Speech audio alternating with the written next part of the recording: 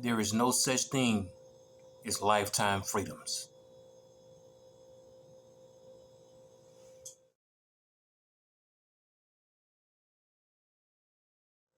I can recall having jobs over the years, and of course, when I was much younger, there would be individuals, black folk, some black guy, some older black woman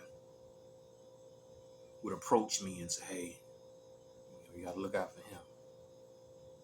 You gotta look out for her." And not all the time, but most of the time, the person I needed to look out for was a person in management or supervisor who was Caucasian. And I'm one who thinks a lot. There's been a few who say you think too damn much. But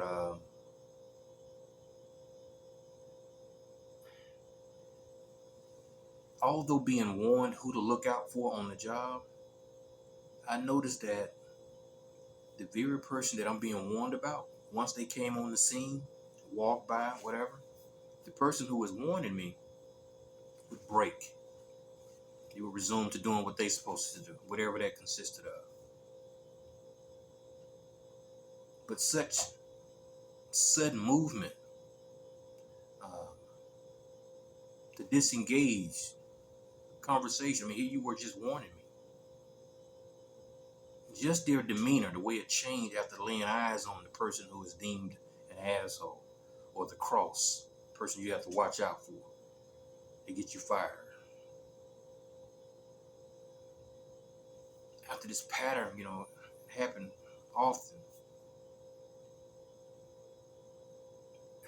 I got to a point where how long have you been here at this job? And I can recall at least on two accounts, like one person been at 26 years, another person being at like 17 years. And so now my question is, if this person is such an asshole, this person is great at getting people fired, how how did you last that long? I mean, what did you do to survive that? And I had already gotten the answer after seeing their response to the person that they were warning me about. Quickly, they would get back in compliance. And so that's where that piece was born from, compliance. And I began to think about slavery, how I've heard people say, God got us through slavery. And I beg to differ. Um, I am convinced that being compliant is what got many of us through slavery. To deal with a system that involved people, that gutted, rooted up another group of people and sailed them over the Atlantic Ocean only to implant them on different land, that's power. Those people are a force to reckon with. And then to break you down, I mean, you arrive as Africans from various villages and tribes. You arrived as Africans, of course, after Jamestown, because based on my research, the first 20 slaves to arrive in Jamestown, 1619, even when they gave birth, the first child was a boy. His name was William. And so after that, it's the breaking down process. You don't speak your language. And I do not believe that, you know, all Africans had what some refer to as dogma, in the sense of believing in a deity. Based on my research, many of those tribes believe that if you do what is right within you and your people, then you'll bring forth good harvest. And that could involve skill, time, passion, invested into what you was doing. Whether that involved harvest, whether that involved war. If you do what is deemed appropriate within your tribe, those lessons, those skills that have been passed on by other men that look like you, then you will bring forth good harvest. You'll win when engaged in war, and you'll bring forth healthy offspring. You know, this narrative that they stripped us of a religion, even now, the entire world haven't heard of a Jesus Christ.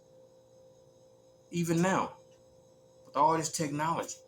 And so to paint this narrative that they came with the religion, it was Islam, where it was, no, that's not what my research rendered.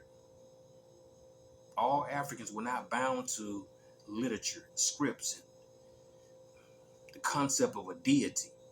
It was more paying tribute to those who had lived before them.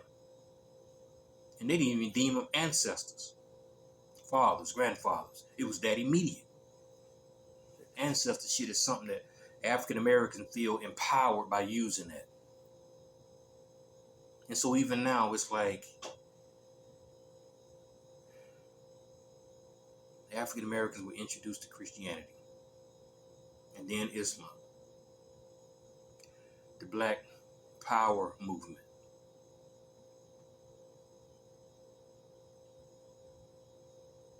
And then at some point, there was an introduction to, Black excellence. Entertainment would save us. And now we're living in an era where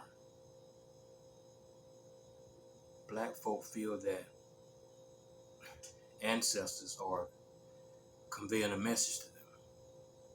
The ancestors are talking.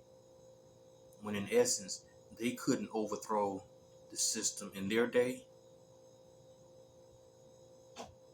And so when you die, your intellect, that's what you die with, what you know. How in the hell can they convey anything to you that would grant you the know-it-withal to overcome the system that you are confronted with today? And so back to my point, in terms of compliance, that was my conviction. The establishment is starting to listen, or that the people are starting to break the establishment. The establishment has always been outnumbered. But it's about this. It's not always strength in numbers.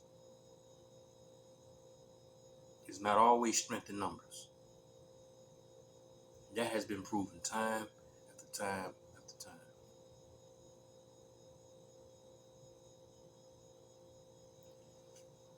First few Europeans arrived, this land was populated by those who were here first. There is a beginning. There is an alpha. There are people who were originally here. But this, and going behind closed doors and plotting while using this,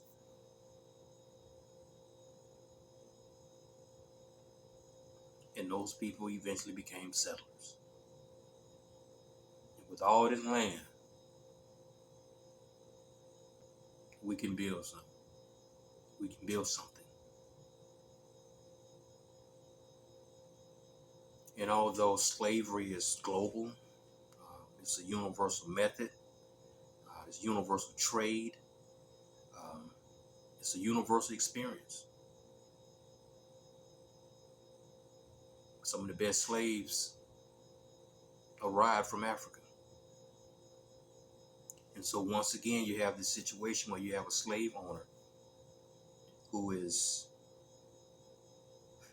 married with children. And what do? They sleep happily in the big house.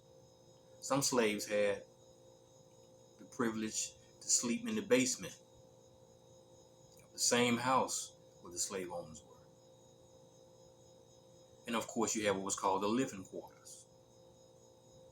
There weren't a lot of incidents that involved a Nat Turner. There weren't many attempts like a Denmark Vesey. And so in essence, what did that say? You have slave owners who had 20 slaves, 75 slaves, 120 slaves. And although the slave owner and his wife, 2, 3, maybe 4 children, slept happily and peacefully in their home, in the big house, in those quarters. Although they were outnumbered by who slept in those quarters, it's that breaking down, the influence, the power of breaking down of people. Those slaves remained in compliance. So many didn't flee. So many didn't revolt. For me, it answered the why for me. And you see that even now being displayed where you have people who work these jobs. They hate these jobs. They hate the leadership on the jobs. But they comply in order to be on that job. 3 years, 4 years, 11 years, 17 years.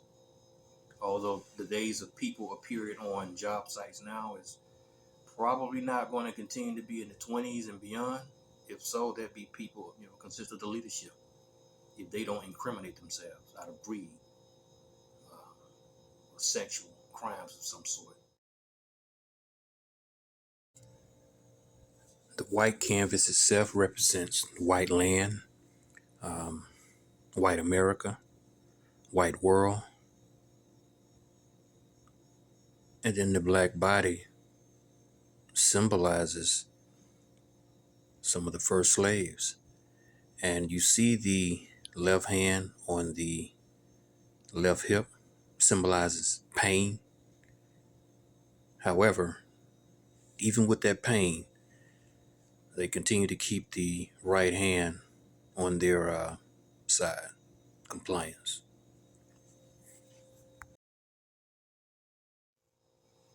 Well, for years I've heard the elderly, the parent, um, the uncle, the aunt say things like, well, I'm just going to turn you over to God.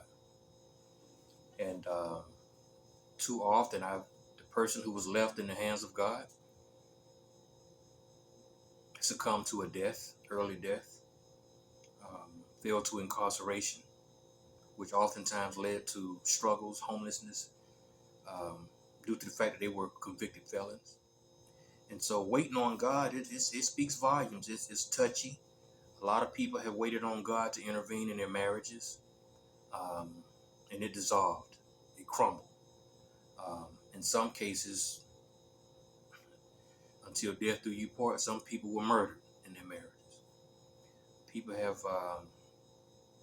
placed their finances. I'm gonna put God in my finances. I'm waiting on God to touch my finances.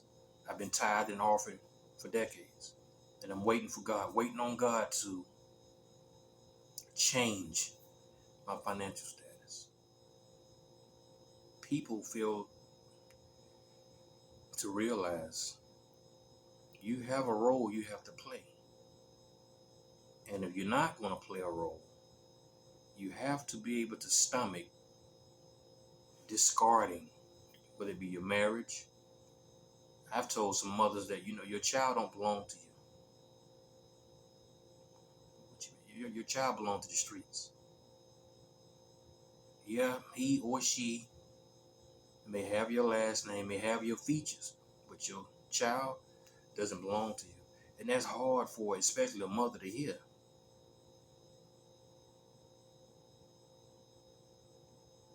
And so you have to be willing to either stay in it, deal with the insults, deal with the manipulation, or just discard it, take your hands off.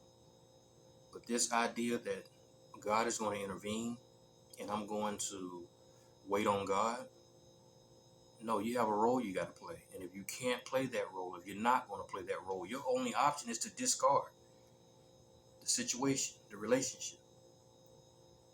And for a lot of people, it is, of course, it's difficult, especially when you speak in terms of a mother, giving birth to a child.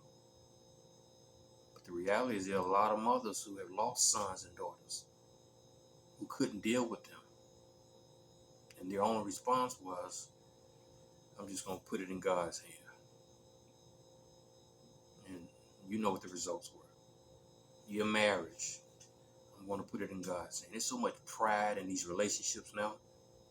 whether it be a common law marriage or a marriage. Just gonna put it in God's hand. And in essence, what a lot of people do is they put it in their, especially women, they put it in their girlfriend's hand, their aunt's hand, their mother's hand. And these women shattered their own relationships. Because in essence, when you're doing this about your situation, you are in essence putting this in the hands of somebody else, female, girlfriend, auntie, mother, sister. And so, yeah, a lot of people are dying. They will continue to die, waiting on God. And so you can see you have the elderly individual with their hands raised up to the heavens. Next to that individual are two children playing. There's always going to be some who don't take the situation serious. And they're reared by this individual who cries out to God. Here's a tithe and offering. People fail to realize that when you pay tithe and offering, you just, you in essence are like purchasing something that hasn't changed your life yet. You're making investments in an organization that hasn't brought about change in your life. And then we have the wedding bands here. And of course the Bible. Those highlighted scriptures that people quote and they attempt to live by. And then you have the curious one who is just curious as to, when would that change come? This is generational.